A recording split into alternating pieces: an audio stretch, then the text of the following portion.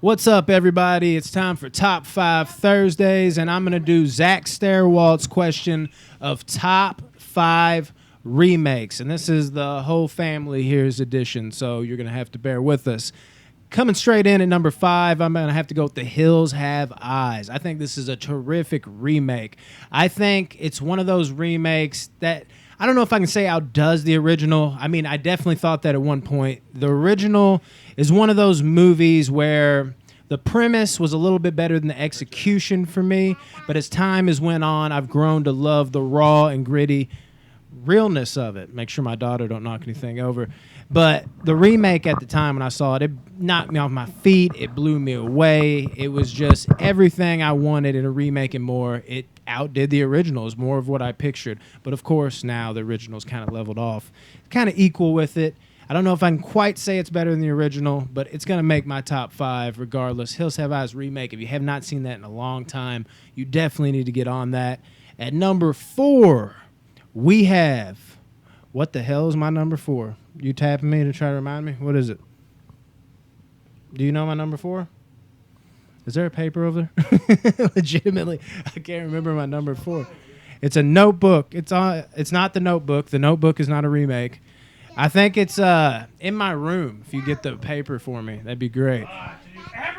You do have to do everything. It'll probably come to me before then. Number 4, let me think. What's my number 4 is Cape Fear. That's what it is. And this is a movie, honestly, for the longest time, I didn't even realize it was a remake. I thought the one with Robert De Niro was the original for the longest time. And now, because I didn't know it existed, the original, for so long, I have to be honest, I haven't even seen the original. So I can safely say the remake is better, at least from what I've seen, which is none of the original. Yes, and I actually remembered it, but I appreciate that.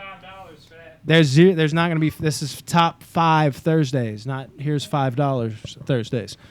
It shouldn't be.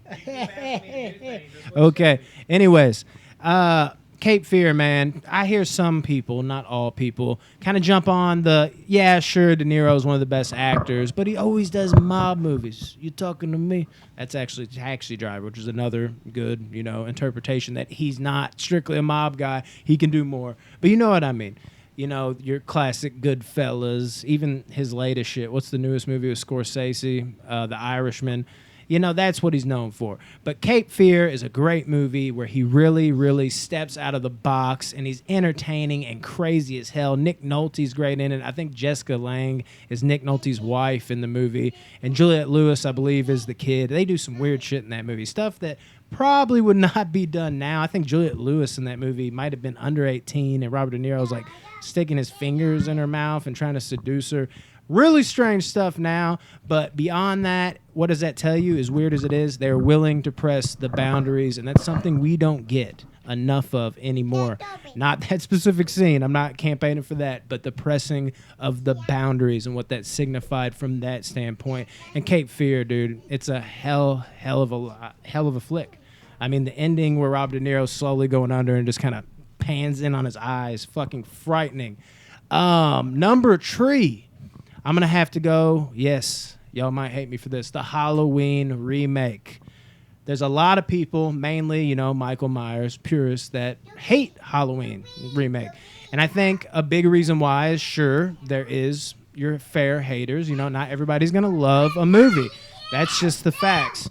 But Halloween in general, man, I think there's a whole lot of, at the time, Rob Zombie was just coming on the scene, and people were questioning him like, hey, man, like, what have you directed your own music videos? Ooh, big whoop.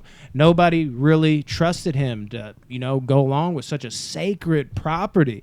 And then on top of that, you're talking about the holiest of holies here. You're talking about Michael Myers. People don't want you to change him up. But what do these remake people say all the time? It's either if you play it too close to the vest, they're like, you didn't change anything or bring anything new to the table. What was the point? Or if you do what Rob Zombie did and went a completely, new direction with the character, but captured that same essence in a way, they're like, you changed too much stuff up. Some people, you can't win with them. And I think that being, booted with, the holiest of holies, Halloween, and, the guy that shoots his own music videos is going to direct Halloween, there's a lot of unfair hatred, I think, that is really not justified towards that incarnation of Michael Myers and everything that makes up that Halloween movie.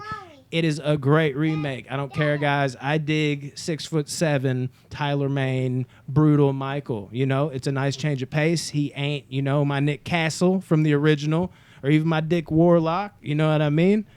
But man, Tyler Mane, brutal and tons of fun.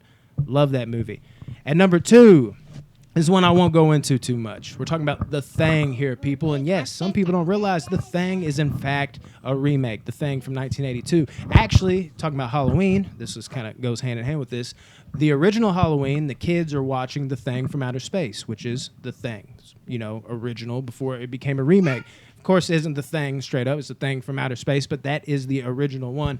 And The Thing, I will say the remake of The Thing, John Carpenter's remake of The Thing with Kurt Russell as McCready and all that, that movie is amazing, and I'll just leave it at this. It is the definition of why I'm one of the biggest people in terms of like campaigning for I hate CGI, because of movies like The Thing, the remake, exist. Because that is the definition of how practical effects take a shit on CGI any day of the week.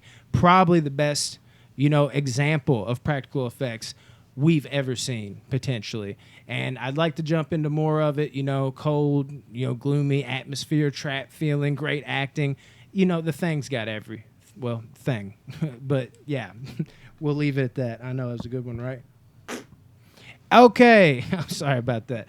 And then we will take it to the number 1 spot, the holiest of holies, the Texas Chainsaw Massacre remake. Another one I've already went over a lot, and another one you could be like, they might have changed it up too much. They kind of went the same way with Andrew Bronowski's character, whatever his name is, you know, the guy that played Leatherface. A lot of, I know, purists hate that guy because he said something bad about Gunnar Hansen, something about after he died, like maybe I'm glad he's dead or something sacrilege like that. Now, I don't know that to be true because I haven't seen the video with my own eyes, the proof.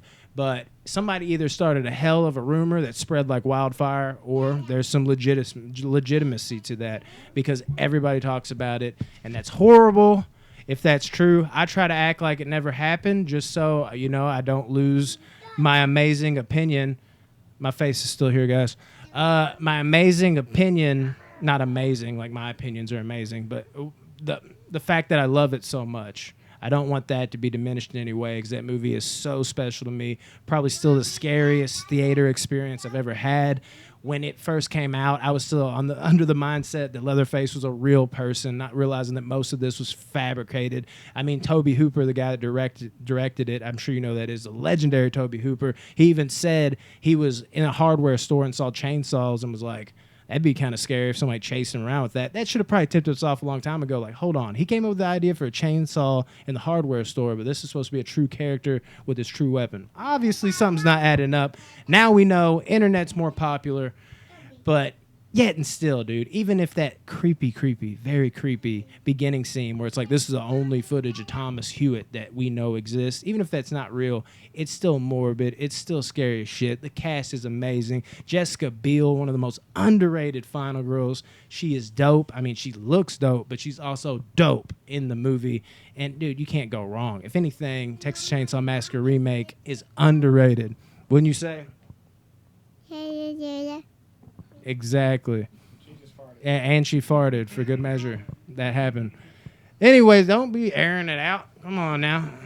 Anyways, guys, that is my top 5. We appreciate it as always, Zach Stairwalt, for all the things you do for the group.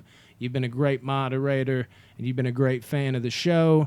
And this is a prime example. I believe he asked for this top 5 last week, but then he brought it back, and now guess what? Now I'm doing it. This is why I tell y'all, if we don't get to it, always hang on.